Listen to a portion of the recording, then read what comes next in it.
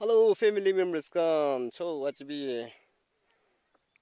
Here today, moi दिखाई दे बोले था तो 임총 마누칸 페스티벌 봉치시에 이제 딘딘 니시나 밖에서 서비 근스녀 봉치시에 이때도 서 마누리 디고리나세